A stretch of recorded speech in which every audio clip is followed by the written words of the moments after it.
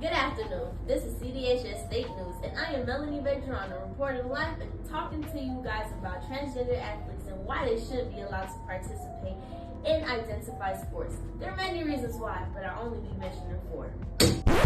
Sorry to interrupt, but due to personal health reasons, reporter Melanie Veterano will no longer be continuing this report. But I will. I am Deputy Director Michael Patrick, and I will be informing you about transgender athletes. First of all, let's talk about how dangerous they are.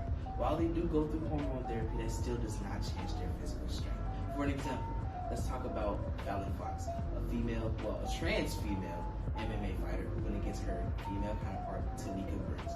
Tamika Brents left with a broken left orbital socket and a gash in her head that required multiple stitches. A petition for Fallon to stop fighting was uploaded on Twitter and multiple websites. Now let's talk about physiological advantages. There are many differences between cisgender and transgender females. For an example, there will be a short video to show you all of those differences. If you go through puberty, you have all the benefits of having a male body. And even if you transition and reduce your testosterone, you're still going to have those benefits. You're going to have the bone structure, the slightly bigger heart, more red blood cells. So therefore, a female athlete competing against a transgender female is always going to be at a disadvantage. Testosterone levels are important because the amount of the hormone defines the eligibility of athletes to compete whenever sporting events are limited to a single sex, following IAAF rulings.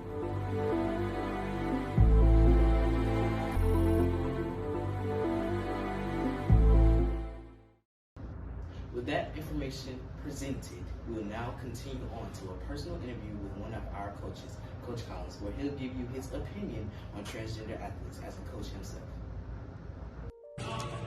Hey, what's your name? Coach Collins.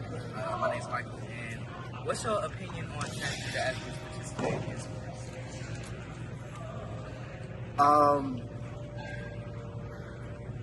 I'm not cool with it. I'm gonna be honest with you. Let's keep it real. I think that you start to forget the natural genetics when it comes to athletes.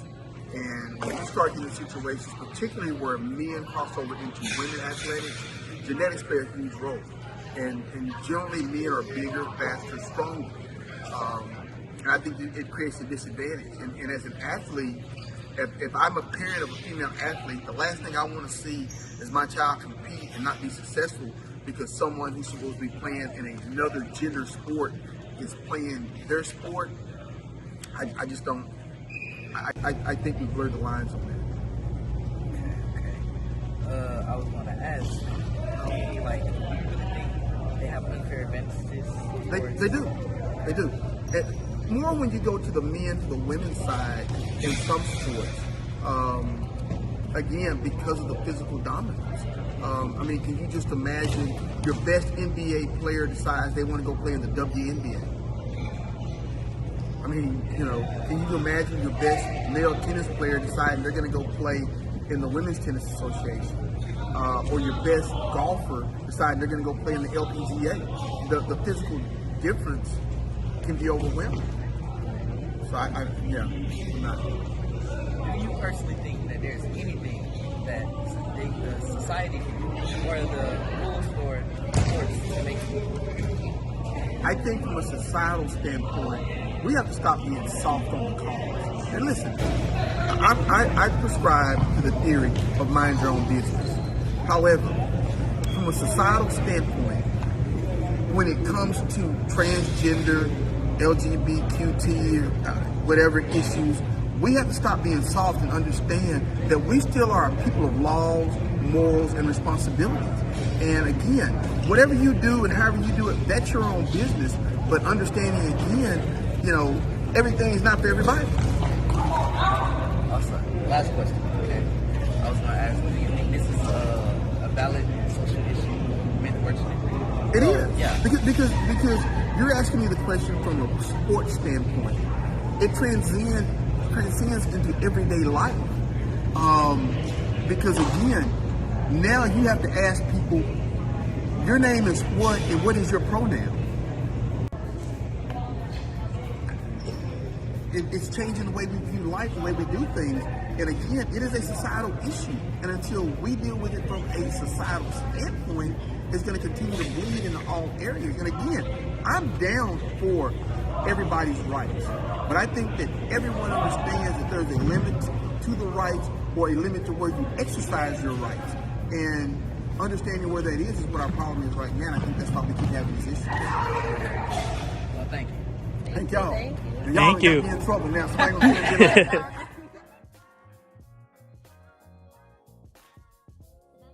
With the end of that interview, let's get into a quote from Abhijit Naskar in his book Hometown Human.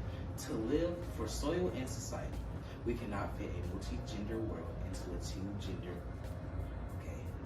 system of sports. Okay.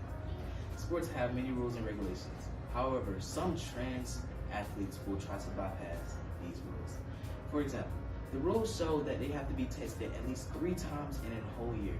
It leaves too much error for loopholes.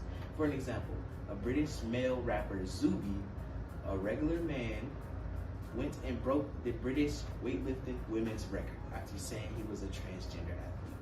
He demonstrated that the strength between men and women are just too great and too dangerous and too unfair to even consider. As a result of all of these reasons, transgender participation in high school sports are banned in the majority of the U.S. However, professionally and Olympically, there are still debates and cases in progress about the participation of trans athletes. Thank you for listening to this report, but I have to get home to my wife and kids because she made macaroni and cheese and fried chicken tonight, and I cannot miss it. Thank you and have a nice night.